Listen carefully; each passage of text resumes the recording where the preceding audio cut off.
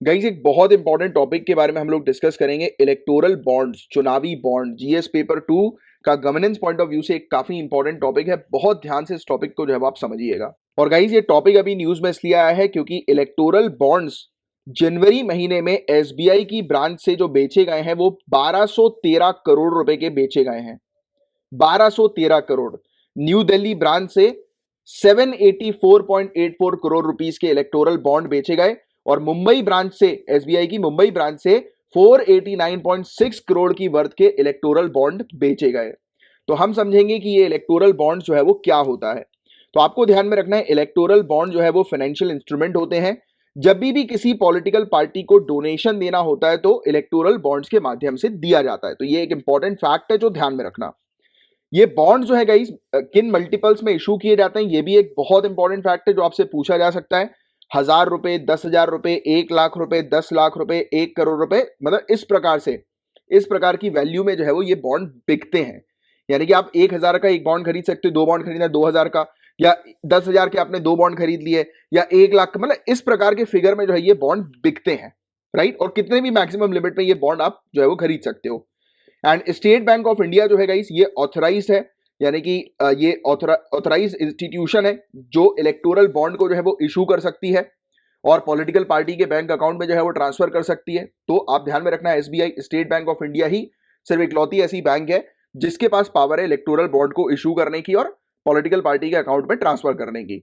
और electoral bond की validity मात्र 15 दिन की होती है, यानी कि आपने अगर आज इलेक्टोरल बॉन्ड परचेस किया तो 15 दिन के अंदर अंदर आपको पॉलिटिकल पार्टी के पास जो है वो देना पड़ता है और पॉलिटिकल पार्टी को डिपॉजिट करना पड़ता है अपने अकाउंट में, राइट। इसके अलावा ये जो बॉन्ड जो होते हैं गाइस ये सिर्फ पॉलिटिकल पार्टी के रजिस्टर्ड अकाउंट में ही या फिर रजिस्टर्ड पॉलिटिकल पार्टी के अकाउंट में ही डिपॉजिट होंगे। और ये बॉन्ड जो है गाइस ये कोई भी व्यक्ति इस बॉन्ड को परचेज कर सकता है, इंडियन सिटीजन होना चाहिए, राइट। और जिसकी कंपनी जो है वो इंडिया के अंदर स्टैब्लिश होनी चाहिए, यानी कि इंडियन रजिस्टर्ड कंपनी और इंडियन सिटीजन ही सिर्फ इस बॉन्ड को जो है वो परचेज कर सकते हैं, कोई भी व्यक्ति, कोई भी, राइट, बट इंडियन सिटीजन होना चाहिए। एंड सेकेंडली 10 दिन के पीरियड के लिए ये बॉन्ड जारी किया जाता है। और किन किन महीनों के 10 दिन के पीरियड के लिए बॉन्ड जारी किया जाता है, तो स्टार्टिंग फ्रॉम जनवरी, हर 2-2 महीने छोड़ दो आप, जनवरी के बाद 2 महीने छोड़ दो अप्रैल आ जाए, अप्रैल के बाद 2 महीने छोड़ दो आपको जुलाई आ जाएगा, जुलाई के बाद 2 महीने छोड़ दो आपको अक्टूबर आ जाएगा।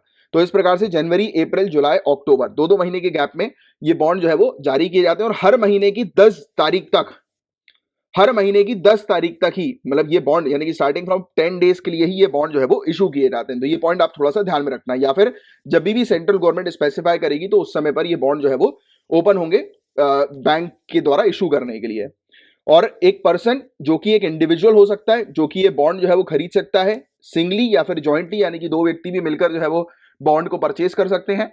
और डोनर का नाम, किसने डोनेट किया है, वो इस बॉन्ड के अंदर मेंशन नहीं होता, राइट। तो ये सीक्रेसी होती है, डोनर का नाम नहीं मेंशन जो है वो होता है इसके अंदर। तो ये पॉइंट भी आप थोड़ा सा ध्यान में रखना कि पॉलिटिकल पार्टी को कौन डोनेट कर रहा है, तो उस डोनर का नाम जो है वो मेंशन नहीं रखा जाता। अब ये क्यों नहीं रखा जाता, ये सवाल उठेगा।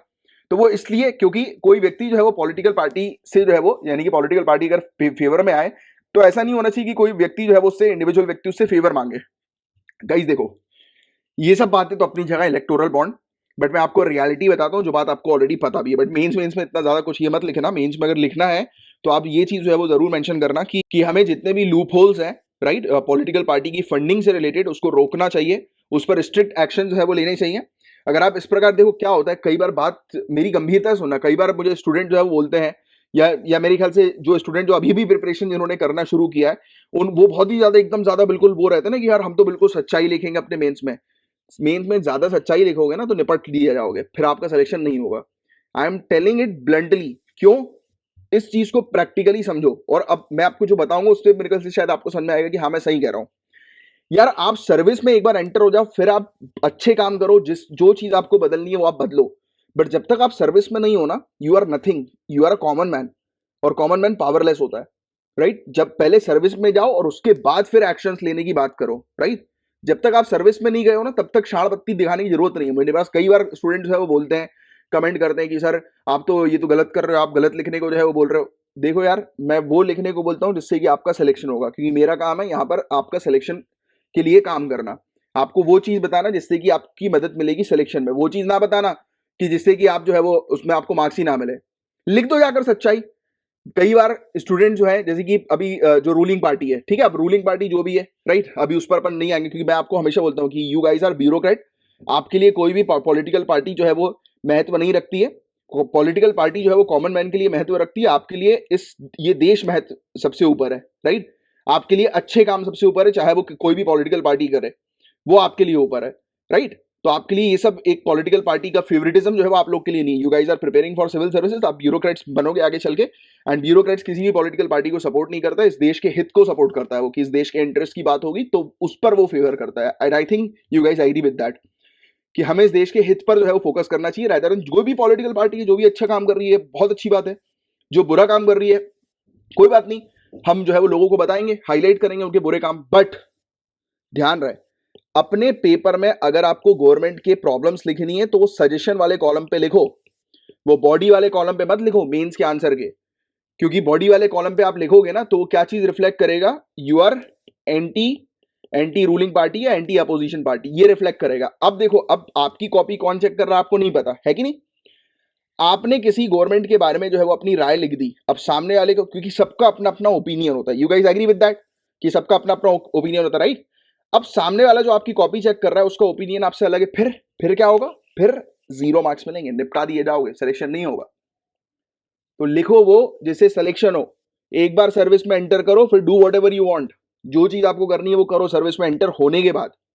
बट एंटर होने के लिए you have to play smartly. Getting my point.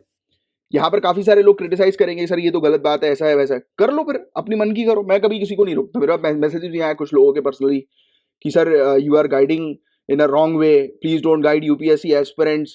I guide UPSC aspirant to get selected, I guide for their selection. मैं सिर्फ उसी लिए आपको गाइडेंस देता हूं कि जिससे कि आप सेलेक्ट हो, आपके सिलेक्शन के लिए गाइडेंस देता हूं। बिकॉज आई ऑल्सो वॉन्ट कि there are many problems in the system जिसको आप रिजॉल्व करें। बट आप जब एंटर करेंगे तब आप रिजॉल्व कर पाएंगे। I know the problems, we all know about the problems, we all know कि सरकार के जो है वो काफी फेवरेट वो होते हैं, लोग होते हैं, प्राइवेट इंडिविजुअल्स होते हैं जो सरकार को फंड करते हैं, एंड सरकार फेवर देम। ये क्लियरली विजिबल है, we know about it. But can you stop it? You can't stop it until unless आप पोजीशन पे नहीं पहुंचते, अंटिल अनलेस आप ब्यूरोक्रेट नहीं बन जाते। बट ब्यूरोक्रेट बनने के लिए you have to play smartly, you have to play what the question demands. Question आपकी जो है वो डिमांड कर रहा है कि आपको उसके पॉइंट्स जो है वो लिखकर बताने। आप अच्छे पॉइंट लिखो, बुरे पॉइंट लिखो। अब अगर आप किसी पॉलिटिकल पार्टी को जो है वो करोगे, टारगेट करोगे, तो that will become negative for you. आपको नहीं पता कि कौन सा व्यक्ति जो है वो जो आपकी कॉपी चेक कर रहा है वो किस पॉलिटिकल पार्टी को फेवर कर रहा है, आपको नहीं पता। यू डोंट नो एनीथिंग कि कौन आपकी कॉपी चेक कर रहा है। So you have to play smartly. मैंने हमेशा बोला है कि आपको अगर किसी को क्रिटिसाइज करना है तो सजेशन में क्रिटिसाइज करो, बॉडी पे क्रिटिसाइज मत करो। Even in personal life also, अगर आपको किसी को क्रिटिसाइज करना है, कोई इंसान गलत कर रहा है, तो उसको एकदम मुंह पे मत बोलो कि तुम गलत कर रहे हो, भड़क जाएगा, मारेगा अलग आपको, या आपको गाली बकेगा, आपको पसंद नहीं करेगा। उसको ये बोलो कि यार ये तुम्हारा काम बहुत अच्छा है, बट तुम अगर इस तरीके से कर लेते ना तो और ज्यादा बेटर बनता, तो उससे उसको भी बुरा नहीं लगेगा, आप अपनी बात भी रख लोगे। यू हैव टू यार, आप लोग प्रोफेशनल्स बनने वाले हो, आप लोग ब्यूरोक्रेट्स बनने वाले हो। ब्यूरोक्रेट्स की एक अलग पर्सनालिटी होती है यार, वो पर्सनालिटी अपने अंदर डेवलप करो। You guys are very strong people. आप इस नेशन को सर्व करने वाले हो। आपका काम जो होगा, एक दिन प्राइम मिनिस्टर से मिलने का होगा, दूसरे दिन चीफ मिनिस्टर से मिलने का होगा, प्रेसिडेंट से मिलने का होगा। You are preparing for this service, कि जो आपको टॉप मोस्ट ब्यूरोक्रेट लेकर जाएगी। तो अपनी पर्सनालिटी बनाओ, कॉमन मैन की तरह बिहेव मत किया करो यार। हर चीज में कंप्लेन, हर चीज में ये फालतू काम मत किया करो। किसी ने कुछ बुरा बोल दिया तो डिप्रेस हो गए, रोने लगे, ये सब आप लोग के लिए नहीं है। आप लोग प्रिपरेशन कर रहे हो ब्यूरोक्रेट बनने की, टॉप मोस्ट सर्विस में एंटर करने की। आपकी एक अलग पर्सनालिटी होनी चाहिए apart from other people. You have to be professional. अपने काम से काम में मतलब रखो ना यार, फालतू की चीजें मत किया करो। मैं, मेरे पास आते हैं काफी बार, कई बार मैं सोचता हूँ कि न्यू कमर्स है, अभी इनको पता नहीं है, इनको मैं समझाऊंगा, फिर इनको पता लगेगा कि हाँ यार इनको कैसे ऑपरेट करना है। You guys have to operate like an officer. अभी से ऑफिसर बन जाओगे तो ऑटोमेटिकली प्रोफेशनल लाइफ में घुस जाओगे। वो बोलते हैं ना कि कोई भी चीज को पाने के लिए दिमाग जो है वो पहले सोचता है, उसके बाद कोई भी इन्वेंशन हुआ। इन्वेंशन कहां से हुआ? दिमाग से हुआ ना। आपको आईएएस ऑफिसर बनना है तो आपको अपने दिमाग को बार बार वो सिग्नल देना पड़ेगा कि आपको वो बनना है, और उस बनने के लिए वो पर्सनालिटी डेवलप करनी पड़ेगी। This exam is not just कि आपने किताब पढ़ ली और हो गया। This exam is total personality development exam. Officer personality बनाकर छोड़ेगा ये आपको एग्जाम, अगर आप तरीके से चलोगे तो। चलो एनीवेज, तो भी हम किस चीज की बात कर रहे थे कि डोनर का नाम इसके अंदर मेंशन नहीं होता है, राइट, इलेक्टोरल बॉन्ड्स पे। किस पर्पस के लिए नहीं होता?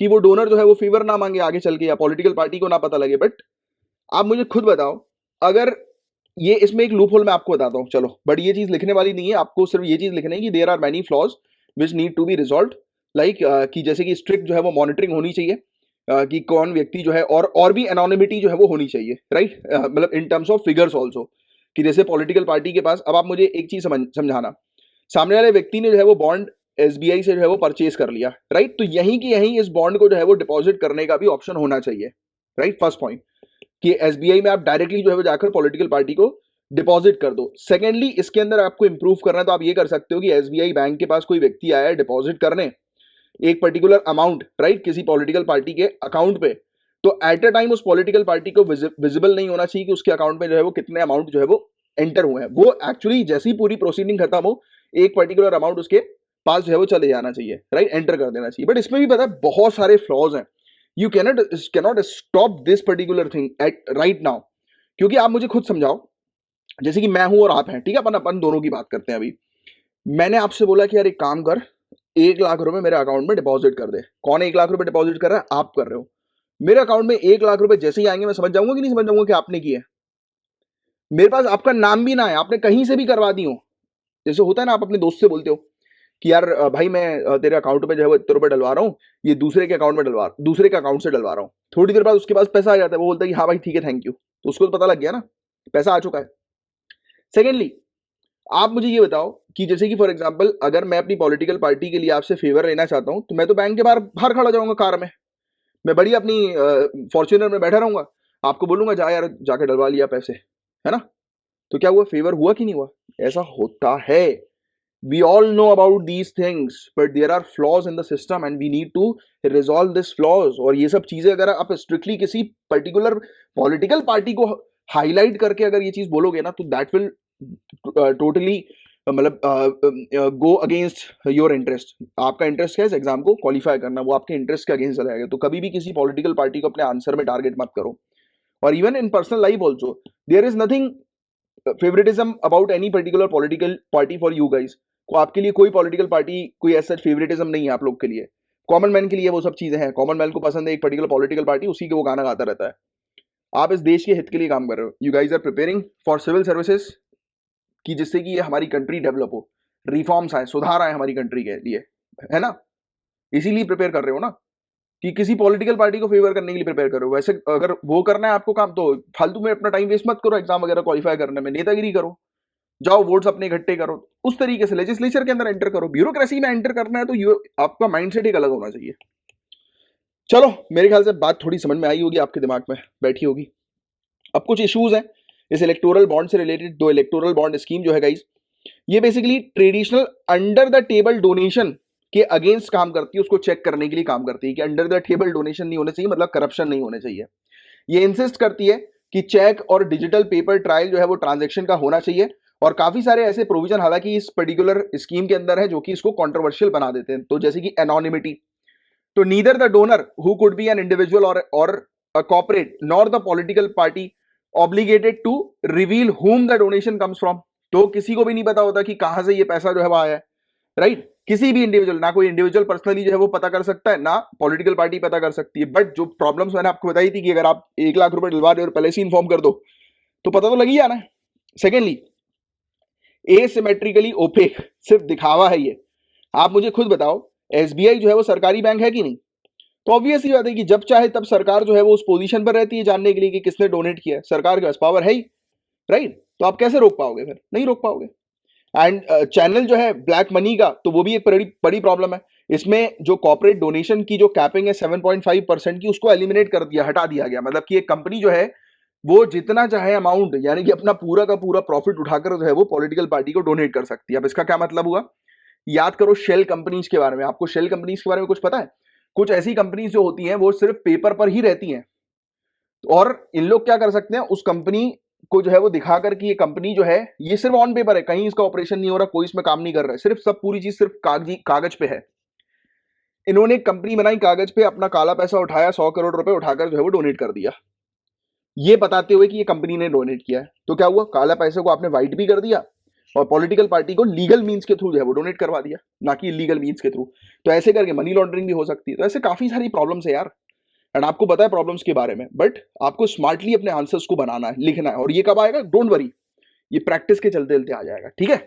चलो, तो ये चीज आपको थोड़ी इलेक्टोरल बॉन्ड से रिलेटेड आपको समझानी थी, बतानी थी। उम्मीद करता हूँ अच्छे से पूरी चीज आपको क्रिस्टल क्लियर हो गई होगी।